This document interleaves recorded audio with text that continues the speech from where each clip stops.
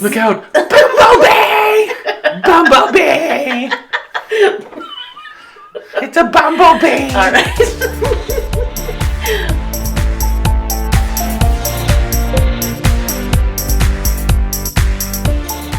Welcome to Drawing Conclusions. I'm Josh. And I'm Jessica. Totally beat you the punch on that one. You totally did beat me the punch. Punch beater.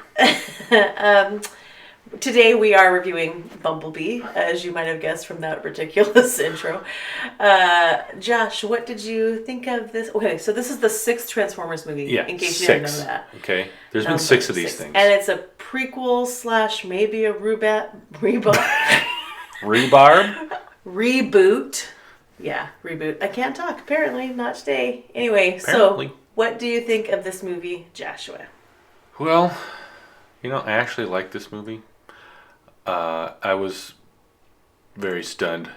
Not only that I liked it, that I actually could say that out loud. This movie is just, I don't know, to me it was so much better than the other Transformers movies. Possibly because Michael Bay did not direct this one. And also, Hailee Steinfeld is better than Shia LaBeouf and Mark Wahlberg. And just this, I don't know, this worked. They kind of made this into an 80s movie. Yeah. And it was cool. I mean, I just liked it. I mean, I was fully expecting to think this was stupid, ridiculous, and going to be a huge waste of time, but I actually thought this was a pretty good show. Right. So what you're saying was the mistake of the other Transformers movies was that they made them take place in present day instead of... All the good little boys of guitar love present day. Riff Tracks reference. Riff Tracks. Anyway, but... Yeah, I mean, I thought the story was better. The visual effects were cool, and actually not as seizure-inducing as the other ones. So that was a win.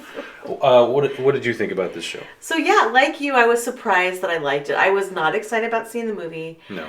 I have not seen the last 2 Transformers movies that have come out, number 4 and number 5. I saw the first 3.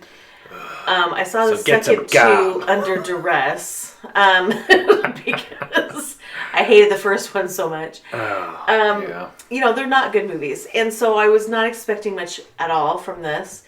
And so, I'm sure that's impacted the way that I experienced it, was to go in with low expectations. If it's good at all in any way, then you're like, hey, win.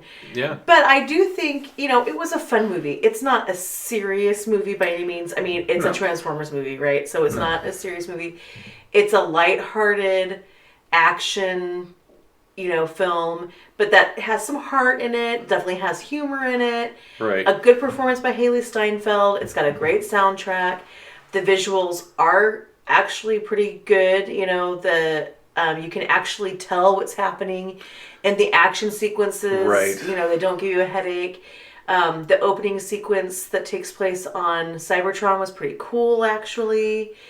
And I will say that the Transformers finally look like how they should look like. Yeah. Instead of some crazy, just fragmentation of metal somehow jammed together to look like a robot. Yeah. Yeah, and I thought it was, it was fun. It was a fun movie. It's a fun popcorn flick. Yeah. It doesn't, you're not rolling your eyes and thinking it's stupid. Except, can I get to the parts that I don't like? Go for it. Except that the storyline with the military was silly.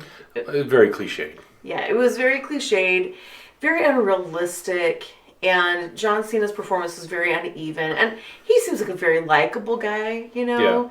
But, and sometimes he's good and stuff, and there were moments where he was good in this, and moments where he wasn't so good. Yeah. And the moments where he wasn't so good, maybe that's not his fault, because the storyline that he was part of was pretty stupid. It's pretty cheeseball. Yeah. And so I'm not sure, that it, in a more adept actor's hands, maybe it wouldn't have come across quite as clunky as this did. But, it's not entirely John Cena's fault. No. Anything that you did not like about the movie? No, I mean, honestly, I think, John Cena having an uneven performance, it was forgivable for me. I mean, I'm kind of used to that, the tired military, mini spoiler here, attacking things they don't understand. It's just okay, that's right, done to death, and whatever. Yeah. Well, I mean, honestly, it just made them look. Like they buffoons. look stupid and foolish the Yeah. entire movie. Like all of their decisions, you're like, what? Yeah, I mean, I honestly didn't think there was a lot to dislike about the show. I mean, like I said, it does take place in the 80s, and it does reference that stuff pretty heavily. And if you like old 80s classics, be prepared for some nostalgia. Yeah. It does have a great soundtrack. I agree with that. I mean, that right there for me was like, hey, I'd watch this again just to hear the music. But, you know. But yeah, I did like this movie. What, anything else that you have to say about that? No. Okay. I mean, look, it's like I'm not gonna. It wasn't the best movie of 2018 by any stretch of imagination. It's not even in the top 10. You know, but it was fine. It was fun. You know, it was entertaining.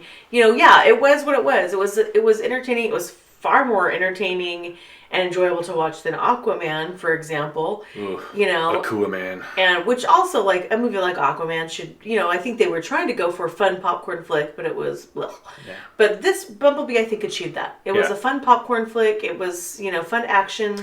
The humor I thought was actually pretty genuine. Yeah, with some humor and some heart and some good performances and some cool graphics, you know. Yeah, cool visuals. Overall, you know, it was a good movie. What rating would you give this?